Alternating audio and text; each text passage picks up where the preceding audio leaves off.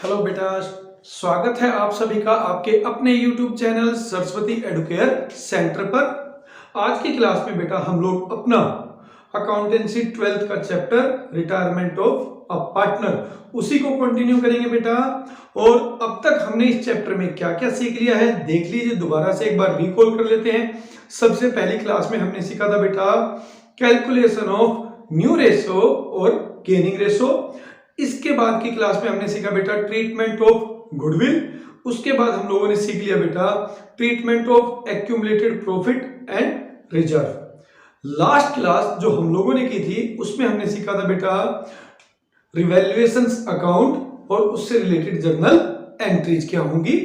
और आज के इस क्लास में हम लोग क्या सीखेंगे बेटा, आज की क्लास में हम लोग सीखेंगे पार्टनर्स कैपिटल अकाउंट कैसे हम लोग प्रिपेयर करते हैं in case of retirement of a partner.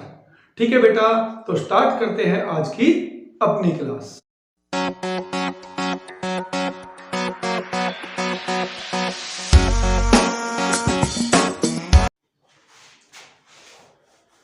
तो बेटा सबसे पहले बात करते हैं पार्टनर्स कैपिटल अकाउंट के फॉर्मेट के बारे में। तो बेटा ये जो फॉर्मेट है ये है आपके पार्टनर्स कैपिटल अकाउंट का फॉर्मेट। ठीक है, टी शेप है। ठीक है, डेबिट साइड में पर्टिकुलर 3 पार्टनर्स है एबीसी, उनका कॉलम है। क्रेडिट साइड में भी सेम पर्टिकुलर्स और 3 पार्टनर्स है एबीसी, उनका कॉलम है।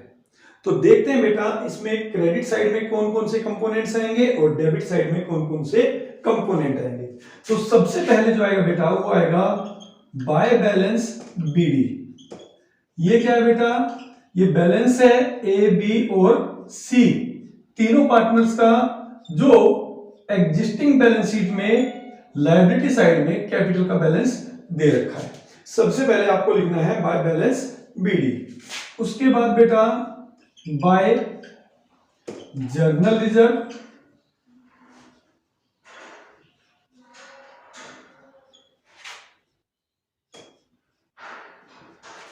Bye profit and loss account,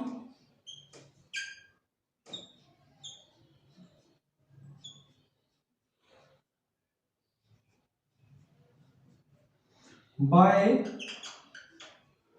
workman compensation reserve,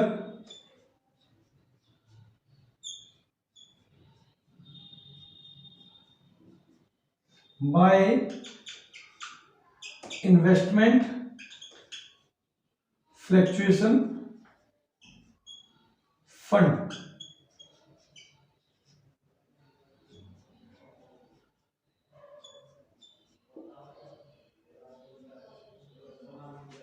ये सब बैलेंस बीडी के साथ ही आपको, यानी कैपिटल के बैलेंस के साथ ही बेटा आपको एग्जिस्टिंग बैलेंस शीट की लायबिलिटी साइड में दिए होंगे। और ये सब अनडिस्ट्रीब्यूटेड प्रॉफिट है। ठीक है, इसमें जैसे वर्कमैन कंपनसेशन रिजर्व है या इन्वेस्टमेंट फ्लक्चुएशन फंड है, स्पेसिफिक रिजर्व है। अगर इनको यूज किया गया है और उसके बाद भी इनमें बैलेंस बचता है तो वो सब हमें क्या करना है, ओल्ड पार्टनर्स ओल्ड रेशो में बांटना है। तो ये सारे कंपोनेंट जो है बेटा लायबिलिटी साइड में मिलेंगे और इन सबको हमें क्या करना है, ओल्ड पार्टनर्स ओल्ड रेशो में डिस्ट्रीब्यूट कर देना है। क्लियर है बेटा। तो ये हो गया आपका क्या, क्रेडिट साइड में सबसे पहले बैलेंस बीडी, फिर जर्नल रिजर्व, फिर प्रॉफिट एंड लॉस अकाउंट, फिर workman compensation reserve, investment fluctuation fund. अब इसके बाद आएगा आपका बेटा profit on revaluations. Profit on revaluation बेटा आपका रिवैल्यूएशन अकाउंट से आएगा। ठीक है, और ये भी old partners old ratio, old partners old ratio में ही बटेगा बेटा।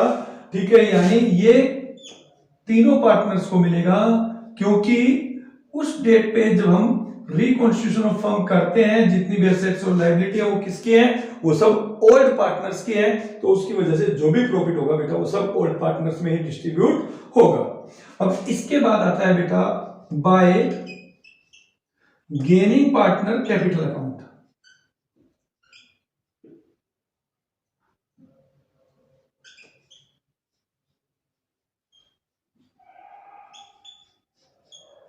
ये किस चीज का ट्रीटमेंट है बेटा? ये ट्रीटमेंट है गुडविल का। When gaining partner is compensating the sacrificing partner in gaining ratio। तो ये हमने उसके लिए एंट्री की है बेटा। ठीक है, यहां पर हम लोग मान लेते हैं इसके लिए कि भाई जो गेनिंग पार्टनर है वो हमारे कौन है? ए और सी है। तो वो किसको देंगे बेटा? बी को कंपनसेट करेंगे। ठीक है, तो ये सब क्या है बेटा? ये सब है इनकी क्रेडिट साइड में जो कंपोनेंट्स आने हैं।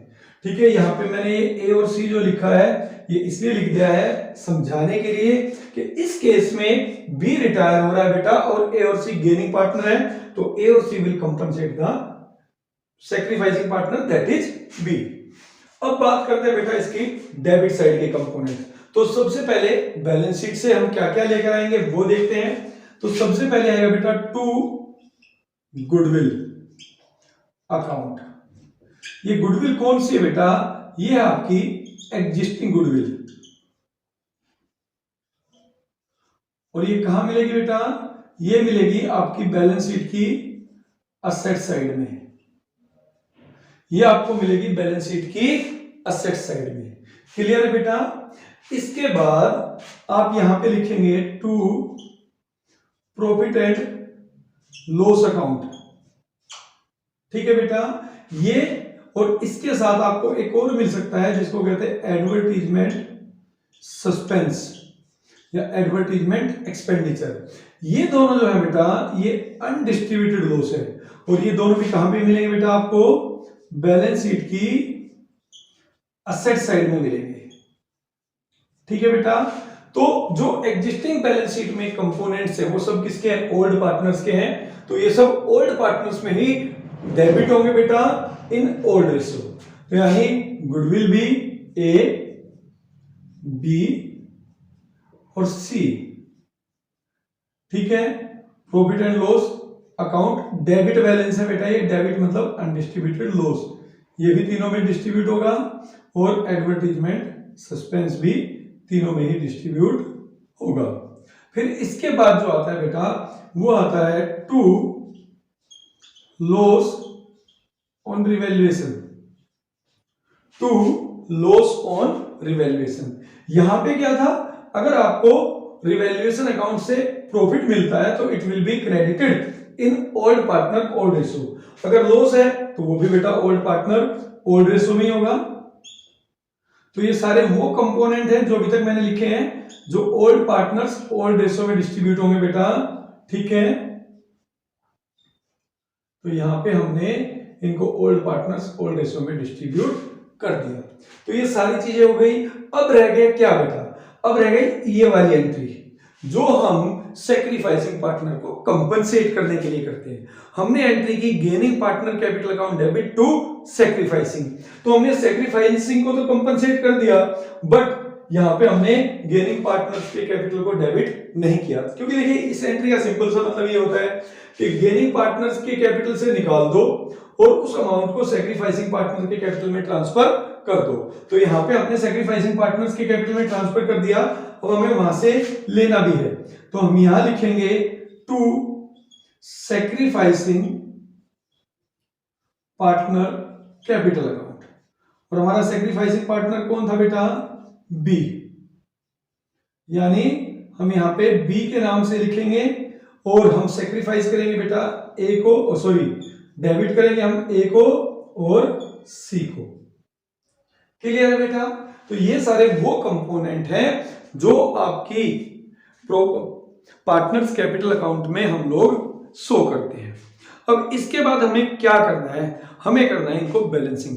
तो सबसे पहले बेटा अपने रिटायरिंग पार्टनर्स का अकाउंट बैलेंस करना है। तो हम क्या करेंगे? उसके लिए बी का क्रेडिट साइड का टोटल करेंगे और अगर कुछ डेबिट में है बी के तो उसका भी टोटल करके क्रेडिट में से डेबिट को माइनस कर देंगे। अब यहां पे आता है settlement of retiring partners account. तो उसके लिए अपने को क्या करना है बेटा? हम लोग यहां पे तीन तरीके अपना सकते हैं उसके अकाउंट को सेटल करने के लिए। पहला ये है कि जो रिटायरिंग पार्टनर है उसको हम कुछ पे ना करें, तो हम लिखेंगे to B's loan account. Retiring partner को हमने कुछ भी पे नहीं किया, तो बेटा वो यहां आ जाएगा और ये किसके नाम से आएगा अगर हम पे ना करें तो? Loan account. इसके बाद दूसरा तरीका क्या है कि हम उसको पे कर दें, सारा अमाउंट जो उसका बनता है, ठीक है, हमें क्या किया, उसको पे कर दिया। तो हम यहां लिखेंगे टू कैश या बैंक अकाउंट, ठीक है, और यहां पे हम उसको पे कर देंगे। या फिर हो सकता है बेटा कॉम्बिनेशन ऑफ दीज बोथ, ठीक है, कि कुछ हमने पे कर दिया और कुछ हमने लोन के रूप में रख लिया, तो फिर हमें इन दोनों एंट्री को पास करना पड़ेगा। क्लियर है? तो इस तरीके से हम क्या करते हैं, रिटायरिंग पार्टनर के अकाउंट को बंद कर देंगे। अब इसके बाद रहेगा बेटा continuing partner, that is C, और यहां पे आपका ए। तो हमें वही तरीका अपनाना है, पहले इनके क्रेडिट को टोटल करना है और उसके बाद अगर कुछ डेबिट में है, और ऑब्वियस सी बात है ए और सी के डेबिट में होंगे कंपोनेंट्स, कुछ ना भी हो तो भी बेटा जो गुडविल की एंट्रीज की है उसका डेबिट कंपोनेंट जरूर होगा, तो वो हमें माइनस करना है और यहाँ पे हमें लिखना है टू बैलेंस सी डी। तो इसमें हमें क्या लिखना है बेटा, टू बैलेंस सी डी, ठीक है, ये सब बैलेंसिंग फिगर है। तो हम क्या करेंगे, बैलेंस सी डी करेंगे और इसको यहाँ पे बंद कर देंगे ए और सी के अकाउंट। तो इस तरीके से बेटा हम लोग अपना पार्टनर्स कैपिटल अकाउंट बनाते हैं in case of retirement of a partner. ये कुछ एडमिशन की तरह ही है। जो एक डिफरेंस आता है, बहुत बड़े वाला डिफरेंस बेटा, वो होता है ट्रीटमेंट ऑफ गुडविल का। उसका सिंपल सा लॉजिक होता है बेटा कि इन केस ऑफ एडमिशन जो नया पार्टनर आ रहा है, he is the gaining partner, और उसका पहले से कुछ नहीं लगा है, इसलिए वो एक अमाउंट लेके आता है to compensate the sacrificing partner, यानी ओल्ड पार्टनर्स में से किसी को या सभी को। तो उसके लिए जो अमाउंट होता है उसको हम कहते हैं प्रीमियम फॉर गुडविल। तो वहां पे हम प्रीमियम फॉर गुडविल के नाम से एंट्री करते थे to compensate the sacrificing partner. But यहां पर क्या है, ए बी सी तीनों कंटिन्यू पार्टनर थे पहले, उनमें से बी रिटायर हुआ है, तो B is the sacrificing partner, A और C is the continuing partner. तो ऑब्वियस सी बात है कि बी का जो शेयर है या तो ए या फिर ए में से कोई और उसके शेयर को एंजॉय करता है, तो he will be the gaining partner. तो यहां पे सभी पार्टनर्स का पैसा ऑलरेडी फर्म में लगा है, इसलिए कंपनसेट करने की जो एंट्रीज है वो एडजस्टमेंट एंट्री होती है, gaining partner capital account debit to sacrificing partners capital account, और इसी का इसमें डिफरेंस है। ठीक है बेटा, तो ये तो थी बेटा इसमें जो हम लोग कैपिटल अकाउंट बनाएंगे। कुछ यहां पर एंट्रीज भी होती हैं, तो अभी हम बात करेंगे उन एंट्रीज की जो हमें पास करनी पड़ती है when we prepare partners capital account. तो बेटा अभी हमने पार्टनर्स कैपिटल अकाउंट बनाना सीख लिया, ठीक है। उसमें जितनी भी अमाउंट हम लोग ट्रांसफर करते थे नॉर्मली, उसकी एंट्री हमने पास करनी सीखी हुई है, ठीक है। किस तरीके से वो एंट्रीज होती है वो हम लोग ऑलरेडी सीख चुके हैं। जैसे कि सबसे पहले undistributed profit, journal reserve, profit on revaluation, ठीक है, ये सब हम एंट्री हम लोग पास कर चुके हैं। इसमें से प्रॉफिट ऑन रिवैल्यूएशन, ठीक है, अगर हम लोगों ने नहीं किया था तो मैं आपको एक बार दोबारा से बता देता हूं। एंट्री होती है profit on revaluation account debit to old partners capital account, ठीक है, और ओल्ड पार्टनर्स ओल्ड रेशो में आप इसको डिस्ट्रीब्यूट कर देंगे, ठीक है बेटा। और अगर लॉस है तो लॉस में आपकी ऑपोजिट एंट्री हो जाती है, वो भी old partners capital account debit to loss on revaluation account, ठीक है। ओल्ड पार्टनर्स ओल्ड रेशो, तो ये केस है लॉस का और ये केस है प्रॉफिट का, तो ये एंट्रीज हमें पास करनी पड़ती है। इसके अलावा हमने ट्रीटमेंट ऑफ गुडविल जब सीखा था तो उसमें हमने जो एडजस्टमेंट एंट्री है गुडविल की वो भी हम लोगों ने कर ली थी। अब डेबिट साइड की बात करो तो जो एग्जिस्टिंग गुडविल है, ठीक है, उसकी एंट्री भी हमने ट्रीटमेंट ऑफ गुडविल में सीखी थी, ठीक है। Old partners capital account debit to goodwill account. इसके अलावा एडवर्टीजमेंट सस्पेंस, अनडिस्ट्रीब्यूटेड लॉस, ये भी हमने लास्ट वीडियो में सीख लिया था, ठीक है। अब एक एंट्री और है जो हमें पास करनी आनी चाहिए, ठीक है। क्योंकि देखिए बेटा क्या होता है, ये 8 मार्क्स वाले क्वेश्चन है ना, इसमें ज्यादातर आपसे एंट्रीज पूछी जाती है, तो आपको एंट्रीज पे फोकस करना है, एंट्रीज आपको अच्छे से आनी चाहिए, ठीक है। तो वो एंट्री कौन सी है बेटा, उन एंट्रीज की बात करते हैं। वो एंट्री है बेटा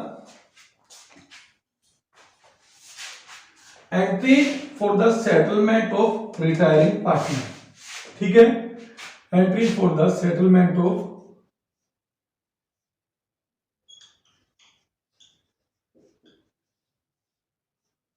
रिटायरिंग पार्टनर, कि भाई हमने रिटायरिंग पार्टनर का अकाउंट बना लिया, सब कुछ चीजें हो गई हैं, अब हमें क्या करना है, उसका अकाउंट सेटल करना है। तो हम क्या एंट्री पास करेंगे वो आपको देखना है। अब यहाँ पे मैंने अभी आपको बताया था कि हमारे 3 केस बनते हैं। पहला केस बनता है कि जब हम रिटायरिंग पार्टनर को कुछ भी पे ना करें, तो यहाँ पे पहली एंट्री कौन सी बनेगी, when firm did not pay any amount for his balance transfer to loan account, ये लिखा भी होता है, ठीक है। तो यहां पे क्या एंट्री होगी बेटा, यहां पे हमें उसका कैपिटल अकाउंट बंद करना है, तो एंट्री होगी retiring partner capital account debit to retiring partner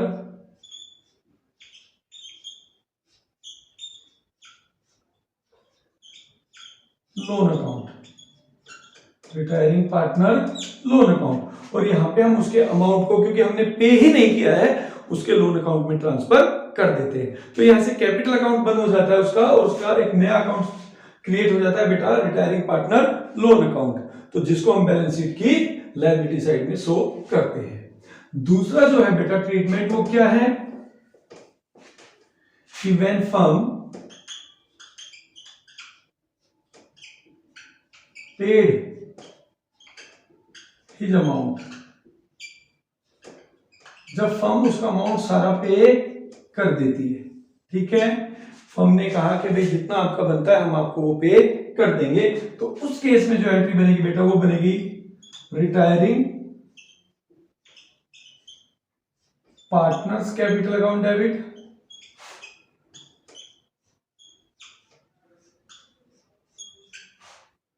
to cash या बैंक अकाउंट, टू कैश या बैंक अकाउंट, यानी कि हमने सारे का सारा उसका अमाउंट पे कर दिया। जैसे बी हमारा रिटायरिंग पार्टनर था, तो हम लिखेंगे B's capital account debit to cash या बैंक अकाउंट। और इससे क्या इफेक्ट पड़ेगा बेटा, आपका जो बी का कैपिटल अकाउंट है, ठीक है, वो बंद हो जाएगा, और उतना अमाउंट आपकी बैलेंस शीट की असेट साइड में कैश या बैंक में से भी कम हो जाएगा।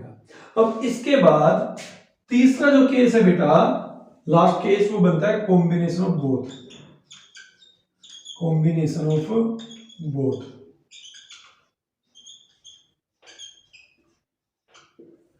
कॉम्बिनेशन ऑफ बोथ में अपने को क्या करना है बेटा, हम लोग दोनों चीजें कर रहे हैं, कुछ अमाउंट हम उसका पे कर रहे हैं रिटायरिंग पार्टनर का फिलहाल, और कुछ को हम उसके लोन के अकाउंट में ट्रांसफर कर रहे हैं। तो यहां पे एंट्री होगी बेटा रिटायरिंग पार्टनर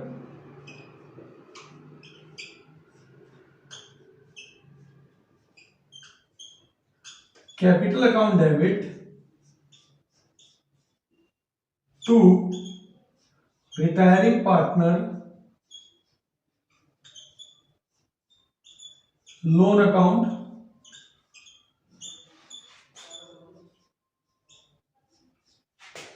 ठीक है। ये कौन सा बेटा, अमाउंट नॉट पेड से, अमाउंट नॉट पेड, ये चला जाएगा लोन अकाउंट में, और टू कैश या बैंक अकाउंट, ये चला जाएगा अमाउंट पेड, जो हमने उसको पे कर दिया। मान लीजिए फॉर एक एग्जांपल के लिए कि बी हमारा रिटायरिंग पार्टनर था, जिसका टोटल अमाउंट ड्यू जो था फर्म को जो पे करना था वो 1 लाख रुपीज था। उसमें से 60,000 उसने पे नहीं किया, फर्म ने पे नहीं किया है, और 40,000 पे कर दिया है। तो यहाँ पे आप एंट्री करेंगे B's capital account debit to B's loan account 60,000 और टू कैश या बैंक अकाउंट 40,000। ठीक है बेटा, ये इनकी सेटलमेंट की एंट्री है। जब हम पार्टनर्स के अकाउंट को सेटल्ड करते हैं, रिटायरिंग पार्टनर के अकाउंट को बंद करते हैं, तो हमें इन 3 में से कोई एक एंट्री पास करनी पड़ती है। ठीक है बेटा, तो ये सब था आपके पार्टनर्स कैपिटल अकाउंट के बारे में। अब थोड़ी सी बात करते हैं बेटा इसकी बैलेंस शीट के बारे में। देखिए, बैलेंस शीट में एज सच कोई डिफरेंस नहीं आता है, बिल्कुल वैसे ही बनानी है जैसे हमने एडमिशन ऑफ पार्टनर में बनाया है। यहां पर ध्यान क्या रखना है, जो रिटायरिंग पार्टनर अगर उसकी हमने पेमेंट नहीं की तो उसके लोन को हमें लायबिलिटी साइड में शो करना है। प्लस में जो भी असेट्स और लायबिलिटीज हमने रीवैल्यूड की है, रीअसेस्ड की है, उनकी रिवाइड वैल्यू यानी उनकी नई वाली वैल्यू हमें नई फर्म की बैलेंस शीट यानी जो नई बैलेंस शीट बना रहे हैं उसमें हमें शो करनी है। ठीक है बेटा, अपनी नेक्स्ट वीडियो में हम लोग जो इस चैप्टर में हमने अभी तक सीखा है, ठीक है, उसी को प्रैक्टिकली वे में करके देखेंगे, यानी इस चैप्टर के कुछ क्वेश्चंस हम लोग करेंगे। ठीक है बेटा, तो मिलते हैं अपनी अगली वीडियो में। तब तक के लिए टेक केयर, पढ़ते रहिए। Thank you.